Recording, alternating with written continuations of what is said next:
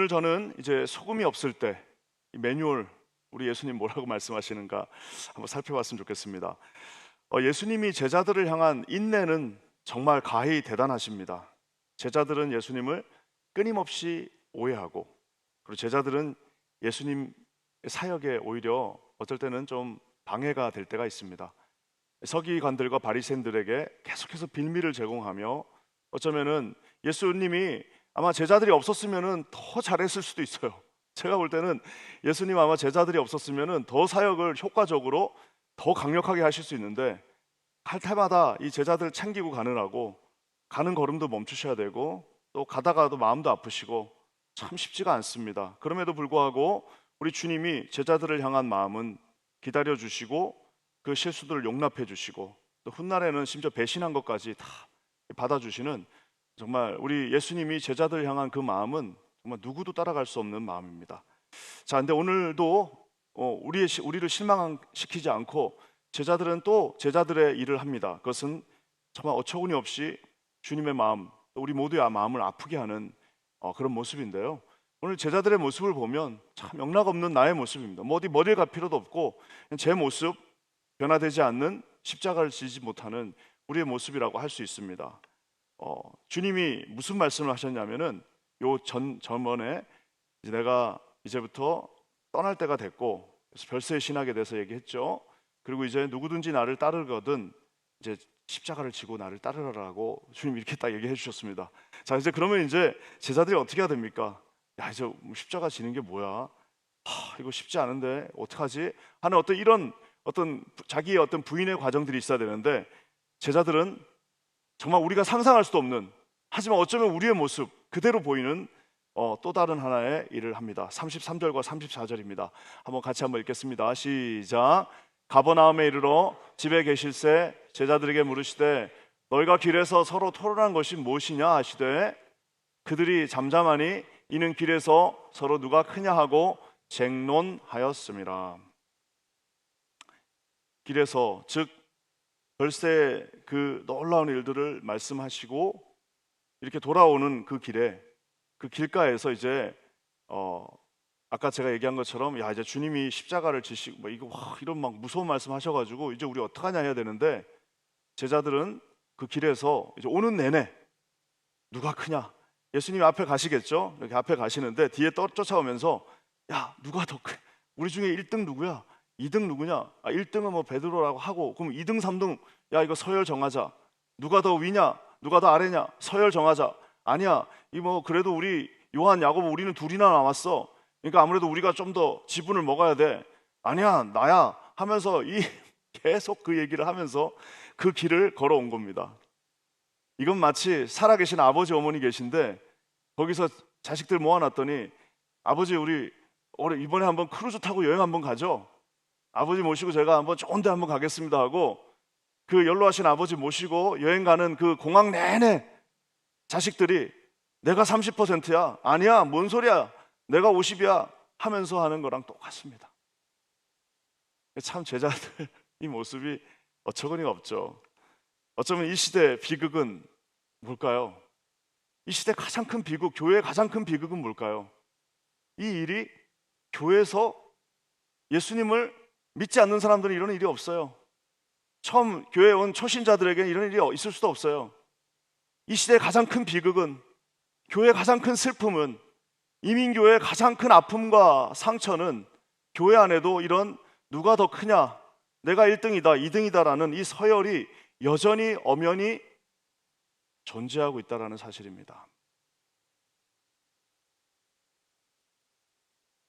오늘 주님이 얼마나 마음이 아프셨을까 한번 생각해 보게 됩니다. 그리고 오늘 저 개인적으로도 한번 이 말씀을 묵상하면서 제가 다짐하게 됩니다. 서열, 그렇죠, 넘버로 따지면 뭐 담임 목사가 제일 위에 있을 수 있겠죠. 근데 제가 진짜 찔리는 게 오늘 많았는데, 또 그럼에도 불구하고 진짜 내가 하나님 앞에 잘 살아야겠다라는 생각을 다시 한번 하게 되었습니다. 오늘 그렇다면 저들이 말하는 누가 제일 크냐, 오늘 주님이 말씀해 주십니다. 누가 제일 큰지를 말해줘요. 제자들이 보는 크다는 그 관점, 목소리 크고 뭐 싸움 잘하고 지분이 크고 뭔가 영향력이 큰 것이 본인들은 아마 큰 거라고 생각했을 겁니다. 하지만 오늘 주님이 그래? 큰 거 니네가 지금까지 디스커션 했구나. 논쟁했지? 그러면 내가 누가 가장 이 공동체에서 큰 사람인지를 지금부터 말해주겠다라고 말합니다. 여러분 기대가 되시죠? 왜? 우리는 그 큰 사람을 쫓아가는 사람이잖아요. 우린 주님 앞에서 많은 상급을 받고 하나님 앞에 더 가까이 나가기를 원하잖아요. 오늘 이 주님이 말씀해 주시는 가장 큰 사람 누군지, 그러니까 이 땅에서는 몰라요. 이 땅에서는 지금 우린 다 속고 있어요. 이 땅에서는 우리 스스로가 다 속고 있고 자기가 자기를 속입니다. 자기가 지금 착각하고 있어요. 내가 지금 크게 나가고 있다라고 착각하고 있는데, 주님의 관점에서 가장 큰 사람은 누구냐? 오늘 한번 살펴봤으면 좋겠습니다. 먼저 가장 큰 사람은, 저를 따라해 주세요. 큰 사람은 겸손한 사람이다. 35절 말씀 한번 읽겠습니다. 35절 시작. 예수께서 안주사 12제자를 불러서 이르시되 누구든지 첫째가 되고자 하면 무사람의 끝이 되며 무사람을 섬기는 자가 되어야 하리라 하시고. 네. 그래서 첫째는 누가 첫째냐? 끝이 되어서 섬기는 자가 되는 사람이다. 즉 어떻게 하면 섬길 수 있어요? 섬기는 것과 돈 버는 것, 직장 생활과 교회 생활은 다릅니다. 직장 생활은 왜 하죠? 돈을 벌고 지위를 얻고 영향력을 가지고 힘을 가져야 되는 직장 생활입니다. 교회 생활은 뭐예요? 섬기는 겁니다. 섬기는 거는 돈을 안 받아요. 그리고 섬기는 것은 오늘 주님이 말씀하신 것처럼 섬긴다는 것은 힘이 있는 사람이 직장에서는 섬김을 받습니다. 세상에서는. 그렇죠? 다 서빙 받죠. 그렇지만 교회는 어떤 곳입니까? 가장 힘 있는 사람이 가장 낮은 곳으로 들어가서 섬기는 곳이 교회예요. 그러니까 이게 아이러니고 세상이 그래서 감동한 거고 세상이 그래서 놀라는 겁니다. 이 교회도 침투한 이 세상의 법칙들이 있습니다. 참 안타깝죠? 첫 번째는 뭐냐면 유치하지만 세상의 서열이 그대로 교회도 와요. 그래서 세상에서 영향력이 있고 세상에서 힘 있는 사람은 교회에도 그대로 그 영향력을 가지고 들어옵니다. 우리 교회는 정말 명확하죠. 그냥 다 하는 거예요. 우리는 다 하는, 우리 교회에서 설거지를 안 하는 것은 딱 한 부류입니다. 어떤 부류일까요? 예, 아직 순에 속해 있지 않으니까 안 하는 거죠. 그 외에는 다 똑같이 가고 있습니다. 근데 이게 쉽지가 않아요. 이 세상에서의 영향력이 교회에서도 그대로 옵니다. 목사들도 마찬가지예요. 그래서 보면은 좀 더 세상에 더 유력한 사람한테 더 잘하려고 하는 마음도 있고, 또 골고루 하는 것이 쉽지가 않아요. 모두에게 똑같이 공평하게 하는 것은 참 쉽지 않습니다. 그래서 아예 저처럼 해야 돼요. 다 잘해줄 자신 없으면 그냥 다 조금 못하는 게 더 나을 수도 있어요. 근데 누구한테 더 집중하고 더 관심을 가지고, 근데 솔직히 그런 마음도 있어요. 보면은 참 진짜 가서 더 밥 한 끼 더 먹고 싶고 가서 더 한번 교제하고 싶은 사람이 사람이니까 다 있어요. 그럼에도 불구하고 이 공평하게 하는 거 쉽지가 않습니다. 초대교회는 상상할 수도 없는 서열이 있었어요. 지금이야 뭐 부자 가난한 사람, 그리고 뭐 좀 더 좋은 직장 가진 사람, 이 정도의 구별이지만 초대교회는 왕과 노예예요. 왕과 노예는 지금의 무슨 뭐 그거하고는 상상할 수 없는, 도무지 같이 갈 수 없는, 한 사람은 한 사람에 대한 생사 박탈권이 있는 그런 정말 놀라운 그런 사회였습니다. 하지만 오늘 교회는 완전히 그 세상과는 반대로 왕과 노예가 함께 성찬의 떡을 뗍니다. 그러니까 그 떡을 뗄 때 조금 잘못되니까 바울이 뭐라 그럽니까? 너희들 나중에 어떻게 뒷감당하려고 그러냐라면서 고린도전서 후서의 그 주제들이 다 뭡니까? 떡 뗄 때 유세 떨지 말라는 거예요. 네가 많이 냈다고 그래서 유세 떨지 말라는 겁니다. 주님 바울이 엄격하게 아주 무섭게 말씀하시죠. 이유는 뭡니까? 교회는 세상의 서열, 세상의 덩치가 이곳에서 발휘될 수 없는 곳이에요.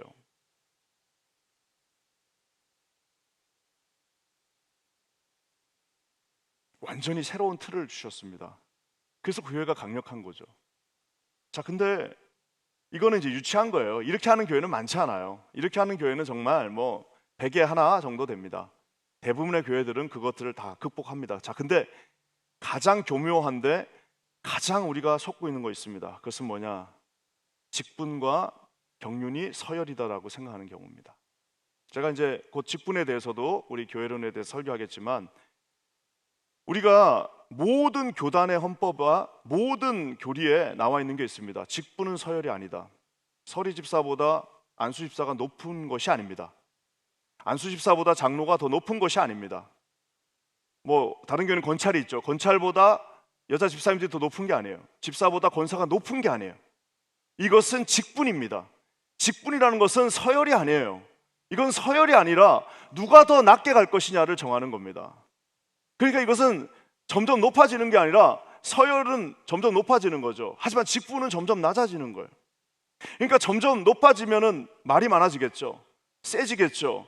더 영향력을 행사하려고 그러겠죠. 하지만 직분은 그와는 반대로 내려갈수록 점점 말이 줄어들고 점점 하나님 앞에 더 가까이 나감으로 인해서 그의 마음 속에, 그의 모습 속에 그리스도의 형상이 점점 보이는 겁니다. 사랑하는 성도 여러분, 이것이 세상이 흉내낼 수 없는 거예요. 직분은 그래서 이게 점점 높아지는 게 아니라 더 잘 섬기기 위한 수단입니다.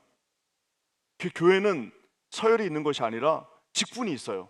직분은 높아지는 것이 아니라 낮아지는 것입니다. 그래서 직분이 있다는 것은 가장 내가 낮은 곳에서 가장 조용하게 가장 하나님 가까이서 섬기는 것이 직분이에요. 세월이 갈수록 참 어려워집니다. 처음에는 안 그랬는데 세월이 갈수록 점점 이 직분이라는 것이, 교회 오래 다녔다는 것이 하나의 이 서열이 되어져 가는 참 안타까운 모습 보게 됩니다. 참 우리 교회 참 감사한 것 같아요. 예전에 우리 한번 어떤 당에는 제가 하지 말라고 그랬어요. 주일 때 1부, 2부 예배 때 이제 성도들이 화장실 많이 쓰잖아요. 그럼 화장실에서 조금 냄새가 납니다. 그랬더니 장로님 한두 분이 그럼 자기가 거기 청소하겠다는 거예요. 1부, 2부 때. 제가 하지 말라고 그랬어요. 장로님 그건 아니다. 왜냐하면 할 일이 더 많고 이게 직분이라는 것을 잘 이해해야 되는데, 교회 보면은 직분이라는 게 뭐냐면 뭐 예를 들면 이런 겁니다. 목사님은 왜 운행 안 하세요? 목사님은 왜 청소 안 하세요? 왜 설거지 안 하세요? 이러잖아요. 그거는 직분을 몰라서 하는 거예요. 그것은 대접받기 위해서 안 하는 게 아니에요. 그것은 더 큰 일을 효과적으로 하기 위해서 하는 거예요. 여러분 한번 생각해 보세요. 이건 내가 여러 번 썼는 예인데, 정말 비싼 사립학교에 우리 아이들을 보냈어요.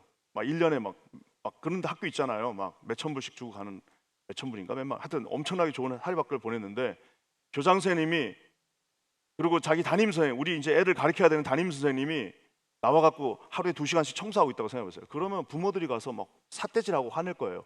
아 지금 당신 내가 지금 이렇게 우리 애들 가르치라고 했는데 이거 뭐하냐. 이게 직분입니다. 효과적으로 교회 일들을 하기 위해서지 이게 서열 때문에 그런 것이 아니에요. 제가 장로님한테 하지 말라고 그랬어요. 그때 그 당회가 그걸 하려고 그랬어요. 근데 내가 이건 안 된다. 왜? 장로님도 그거 말고도 할 일이 지금 얼마나 많냐. 그래서 어쩌면은 이것을 깨닫는 우리 교회라, 만약에 이것을 우리 교회가 깨닫게 된다면 교회만큼 행복한 곳이 없습니다. 왜? 오래되시고 직분이 높아질수록 더 낮아져요. 제가 주일날 원래 제 주차장이 요 앞이었어요. 오자마자 이제 먼 칼리지의 맨 끝에 제일 자로 쟀어요. 제일 먼 데가 어딘가. 거기다 대는 이유는 뭐예요? 어떻게라도 한번 이런 모습을 보이려고 하는, 가장 낮아지는 곳으로 가는 그 모습이라는 사실입니다. 직분은 제일 큰 사람이 제일 연약한 자들을 섬기는 것입니다. 자기 자신 낮추는 거예요. 세월이 갈수록 더 겸손해진. 오늘 주님 말씀해 주십니다. 누가 제일 큰 사람이냐? 간단해. 직분이 높은 사람이야. 직분이 높은 사람 어떤 사람이야? 가장 낮은 곳에서 감사함으로, 기쁨으로 조용하게 섬기는 자다라고 말하고 있습니다. 그래서 겸손은, 여러분 이 겸손의 반대가 뭔 말이죠? 교만이죠. 교만이 얼마나 무서울까요? 모든 걸 다 얻어도 교만은 마귀가 사용하는 마지막에 곱하기 제로입니다. 정말 평생을 정말 하나님을 위해서 정말 모든 걸 다 바쳤어. 최선을 다해서 왔어. 이 사람을 무너뜨릴 수 있는 방법은 없어. 왜? 너무 최선을 다하니까, 너무 열심히니까, 이미 모든 걸 다 바쳤으니까. 자, 근데 마지막에 곱하기 제로 해버려요. 만의 충성과 5천의 헌신과 10만의 봉사로 하나님 앞에 갔어요. 자, 근데 이것을 한 번에 싹 다 무너뜨리는 방법이 있습니다. 곱하기 제로 할 수 있는. 곱하기 제로 하면 0 되죠.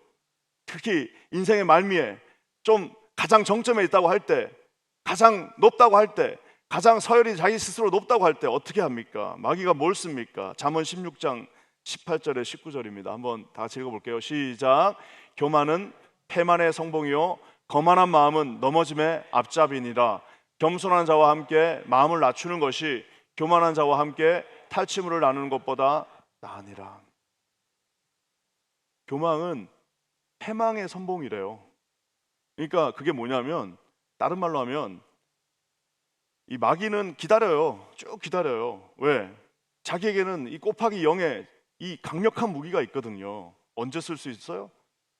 그냥 가만히 놔둬요. 열심히 합니다. 나와서 밤이나 낮이나 열심히 하고 최선을 다하는 마음을 주셨어요. 그러면서 심지어는 야, 내가 진짜 이렇게 헌금 안 해봤는데 헌금도 하고 막 시간도 쓰고, 그러면서 이제 점점 교회에서는 이제 인정도 받고 하는 그 과정 속에서 자, 끝에 갈 때 살짝 후춧가루 띱니다. 이제는 너도 좀 이제 좀 리스펙트 받아야 되지 않아? 너도 이제 좀 영향력 있지 않아? 너도 이제 한마디 좀 할 때 되지 않았어? 거기에 교만, 패망이 선봉이다라고 알고 있어야 되는데 그게 잘 안 돼요. 시간 지나면. 그러니까 그것을 받아들이는 순간 곱하기 제로가 돼서 자기 인생의 모든 것이 다 결국에는 아무것도 안 남아요. 왜? 이미 너는 네 상을 받았다. 너는 이미 이 상을 이 땅에서 다 받았어. 넌 끝이야. 하늘 날아가면 아무것도 없어 라고 말씀하십니다. 바울 선생이 빌립보서 2장 3절에서 5절에서 정말 우리에게 이렇게 부탁하십니다. 한번 같이 한번 읽어볼게요. 시작. 아무 일에든지 다툼이나 허영으로 하지 말고 오직 겸손한 마음으로 각각 자기보다 남을 낮게 여기고 각각 자기 일을 돌볼 뿐더러 또한 각각 다른 사람들의 일을 돌보아 나의 기쁨을 충만하게 하라. 너희 안에 이 마음을 품으라. 곧 그리스도 예수의 마음이니. 아멘. 여러분, 얼마나 행복한 인생입니까? 하나님이 기뻐하신대요. 자기보다 남을 낮게 여기고 자기 일뿐만 아니라 다른 사람들의 일도 좀 돌아보고, 그러면서 나의 기쁨을 충만하게 하라. 여기서 나는 누굽니까? 예수님이에요. 하나님이에요. 그렇게 하면 하나님이 기뻐하신대요. 너희 안에 이 마음을 품으라. 그리스도 예수의 마음이에요. 지금 이제 예수의 마음과 제자의 마음이 있죠. 예수님의 마음 뭐예요? 내가 십자가를 지겠다. 내가 너희들의 발을 씻기겠다. 제자들의 마음 뭐예요? 누가 1등이냐? 누가 2등이냐? 내가 3등까지는 내가 봐주는데 내 4등 넘어가는 건 내가 못 참는다. 나 무시당하는 건 못 참는 거 알지? 이 마음이 지금 충돌하고 있습니다. 베드로가 나중에 예수님 돌아가시고 성령이 위에서 떨어지고 2,000명, 3,000명이 회개하고 나중에 얼마나 창피했을까요? 그 순간이. 와, 얼굴이 그냥 화끈화끈화끈하는 거예요. 야, 진짜 내가 천국 가면 전 창피해서 어떡하지? 그런 마음이 있습니다. 그래서 우리가 잘 아는 것처럼 베드로가 나중에 자기가 쓴 베드로전서에 뭐라고 말합니까? 하나님은 교만한 자를 대적한다. 자기한테 하는 말이에요. 겸손으로 허리를 동이라. 겸손으로 허리를. 예수님이 수건을 허리에 동이시고 자기 발을 씻겨주신 그 장면을 연상하면서 겸손으로, 즉 예수님이 허리를 동이시고 발을 씻겨줄 것처럼 겸손 허리를 동이라. 교만한 자를 대적하신다. 겸손한 자들에게 은혜를 주신다. 이 베드로전서의 핵심이지 않습니까? 사랑하는 성도 여러분, 우리 인생 행복해지는 방법 간단합니다. 주님이 하라고 한 대로 하면 제일 행복한 거예요. 이거 뭐 우리 이 땅에서 무슨 뭘 부귀영화를 봅니까? 이 땅에서 우리에게 주어진 것은 그저 주님이 주신 것들 잘 쓰고 잘 활용하고, 건강 주시면 건강한 대로, 좀 아프면 아픈 대로, 또 주셨으면 주신 대로, 없으면 없는 대로 그저 매일매일 그 순간순간을 하나님 앞에 최선을 다해서 드리는 것, 가장 겸손한 곳으로 가는 것, 주님이 가장 크다라고 얘기했어요. 그러니까 우리는 점점 낮아지고 있는데 주님은 점점 우리를 높이시는 거예요. 때가 되면 너희를 높이시리라. 주님이 점점 낮아지는 그를 점점 자기는 싫은데 점점 높여야지. 주님은 점점 낮추고 있는데 자기는 스스로 점점 올라가고 있다. 교만의 표망, 곱하기 제로가 되니까 점점 자기는 올라가고 있는데 주님은 점점 너는 아무것도 아니다라고 말씀하시는 비극적인 인생이 아니라 주님이 기뻐하시는 그리스도 예수의 마음을 품는, 여러분 사랑하는 우리 귀한 성도님들 한 분 한 분 우리 퀸즈하는 교회 되시기를 주의 이름으로 간절히 축원합니다. 큰 사람은 누구라고요? 겸손한 사람입니다. 또 한 가지가 나오네요. 큰 사람은, 저를 따라하세요. 큰 사람은 착한 사람이다. 뭐 말도 안 돼. 아니 뭐 큰 사람하고 착한 거하고 뭔 상관? 예? 착한, 우리 주님이 말씀하십니다. 37절 한번 읽겠습니다. 37절 시작. 누구든지 내 이름으로 이런 어린 아이 하나를 영접하면 곧 나를 영접하며 누구든지 나를 영접하면 나를 영접함이 아니요 나를 보내신 이를 영접함이라. 지금이야 뭐 어린애들이 우상이죠. 지금은 뭐 어린애들한테 막 함부로 한다 이러면 잡혀가죠. 옛날에 2000년 전에 우리 소파 방정환 선생 나오기 전에 우리 대한민국도 애들은 인간 취급도 안 받았습니다. 방정환 선생이 나와서 그나마 어린이날 만들고 어렸을 때 학교 가면 빵 하나씩 받고 단팥빵 하나 그날 받잖아요. 5월 5일 날. 그래가지고 그냥 그나마 좀 좋아진 거지. 옛날에는 어린애가 어디 있으면 어린애는 밥상에도 끼지 못하죠. 아빠 밥 주고 남는 거 먹는 게 어린애였어. 2000년도에 더 했겠죠. 오늘 주님이 특별한 공식 하나를 말씀해 주십니다. 이게 제가 이제 그냥 제 스스로 누가 또 만들 수도 있겠죠. 이게 톨스토이식 등치인데 어린아이를 영접하면 어린아이를 영접하는 게 아니에요. 누굴 영접하는 거예요? 예수님을 영접하는 거예요. 자, 그럼 예수님을 영접하면 누굴 영접하는 거예요? 하나님을 영접하는 겁니다. 자, 그러면은 우리는 하나님을 영접하는 방법은 기도원에 가서 하나님을 만나는 게 아니에요. 그럼 뭐예요? 예수님을 만나야 돼요. 자, 그러면 예수님을 만나려면은 꿈에서 예수님을 막 찾아다니고 예수님이 어디 계신가, 어디 용한 기도원에 있나라고 가는 게 아니에요. 예수님을 만나는 가장 확실한 방법은 뭡니까? 어린아이 하나를 영접하면 되는 거예요. 어린아이로 상징되는 교회에 연약하고 아픔이 있고 슬픔이 있는 사람을 우리가 영접하면 그것이 곧 나의, 이게 제가 톨스토이 등치법이라 한 것은 톨스토이가 마태복음 25장의 말씀 거기 나오죠. 우리가 언제 당신을 무시했습니까? 우리가 언제 당신을 몰라 뵀습니까? 그때 예수님께서 내가 옥에 갇혔을 때, 내가 가난할 때, 그 말씀 나오잖아요. 이 마태복음 25장의 말씀을 가지고 사랑이 있는 곳에 신이 있다, 사랑이 있는 곳에 하나님이 있다라는 단편 소설이 있습니다. Where love is, God is. Where love is, God is. 사랑이 있는 곳에 하나님이 계시다라는 정말 유명한 단편 소설이 하나 있습니다. 거기에 구두 수송공 마틴이 나오죠. 인생에 슬픔이 많습니다. 다 가족들을 먼저 보내고 혼자 남은 마틴이 구두 수선하면서 이제 하나님 말씀을 묵상하면서 있는데 하룻밤 꿈에 하나님 나타나셨어요. 이건 이제 소설입니다. 꿈에 나타나셔가지고 마틴, 내가 너 내일 찾아갈 거야. 네가 그렇게 나를 찾고 네가 그렇게 나를 기도하면서 기다리니까 내가 내일 너를 찾아갈 거야 라고 우리 하나님이 꿈에서 말씀해 주십니다. 그러니까 이제 마틴이 일어나가지고 이 할아버지가 그냥 그 자기 구두 수선 이제 약간 반지하에 있는 그 구두 수선 가게를 청소를 하고 준비를 막 완벽하게 다 해놨습니다. 따뜻한 차도 데펴놓고 그래가지고 이제 온도도 맞춰서, 그 러시아 얼마나 추워요. 따뜻하게 해놓고 이제 기다리고 있는데 아침에 예수님이 오실라나 했더니 예수님은 안 오시고 바깥에 봤더니 이 연세 많으신 노인 청소부가 거기 청소하고 있어요. 이를 보니까 너무 불쌍해 보여요. 그래서 잠깐 들어오세요. 아직 주님 안 오시니까 당신 들어오세요. 그래서 들어갔죠. 그랬더니 차 한 잔 마시십시다. 그래서 그 정말 몸이 굳어 있는 그 청소하는 노인에게 차를 줍니다. 그러니까 이제 한 잔 마시고 고맙소 하고 이제 가셨어요.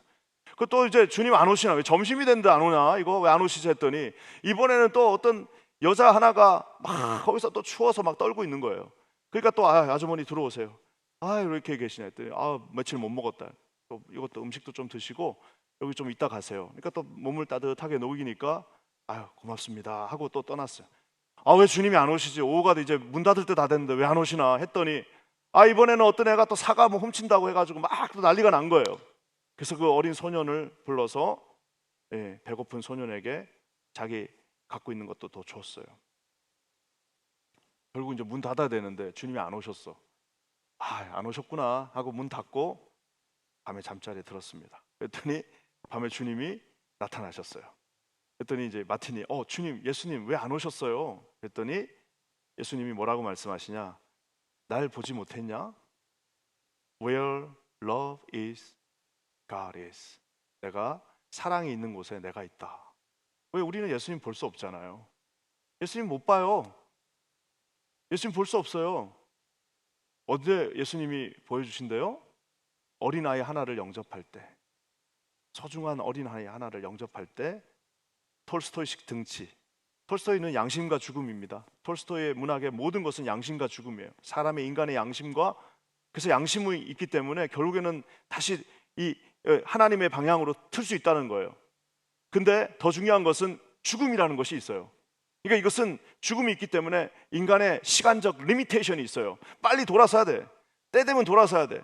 빨리빨리 돌아서야 되는데 돌아서지 않으면 그 죽음이 어느 순간 양심을 이겨버려요. 끝나는 거예요. 톨스토이식 어떤 이것이 아주 잘 드러나 있습니다. 하나님이 우리에게 참 좋은 것 주셨어요. 어린아이를 영접하는 자. 우리 교회는 뭐 어린아이들 영접 많이 하죠. 그렇지만 제가 또 한번 생각해 봅니다. 우리가 진짜 이 뉴욕에 있는 모든 어린아이, 연약한 자들, 연약한 교회들, 연약한 단체들 우리가 섬기고 있는가? 한번 생각하게 됩니다. 주님이요, 이 착한 자에 대해서 얼마나 기뻐하시냐면은 41절에 더 심화시킵니다. 41절 말씀 한번 읽겠습니다. 시작. 누구든지 너희가 그리스도에게 속한 자라 하여 물 한 그릇이라도 주면 내가 진실로 너에게 이르노니 그가 결코 상을 잃지 아니하리라. 아멘. 작은 호의도 물 한 그릇도 잊지 않습니다. 그래서 어쩌면 교회는 그냥 손해보는 곳이 돼야 돼요. 교회는 이익을 차리는 곳이야. 교회는 무조건 손해보는 데입니다. 그리고 무조건 속아줘야 돼.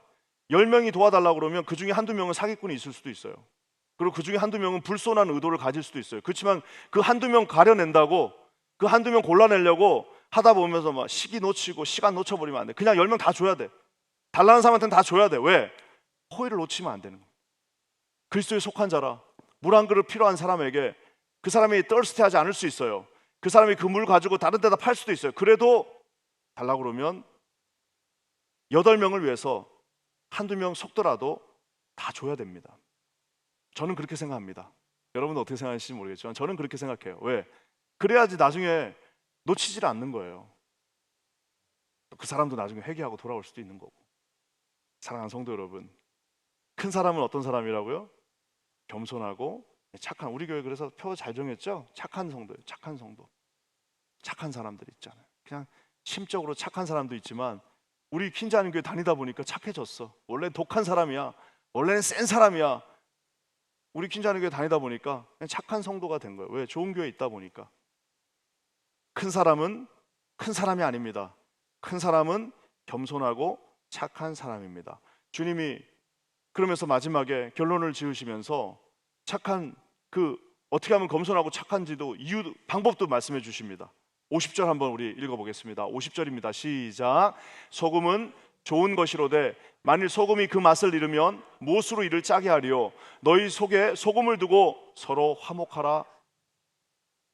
여기 보면 재밌는 게 몇 가지가 나옵니다. 저 한 구절에도 소금은 짠맛을 잃을 수가 없어요. 왜? 바다 소금은 바다에서 그 소금 성분 전체가 다 짠 거예요. 그것을 분해할 수가 없습니다. 자, 근데 오늘 이스라엘에 가면은 사해 소금이 있어요. 사해 소금은 바닷물 플러스 불순물들이 같이 섞여 있습니다. 그렇기 때문에 그 소금이 강력하죠. 그렇지만 거기에 짠맛을 잃게 만들 수 있어요. 왜? 바닷물, 사해 염분을 빼버리면은 짠맛을 잃어버려요. 그러니까 주님이 저 말씀을 가지고 경고 혹은 말씀해 주시는 겁니다. 소금을 두고 화목하고, 언약의 소금을 가지고 서로 화목하고 소금이 맛을 잃으면 안 된다는 거예요. 그 말은 뭐예요?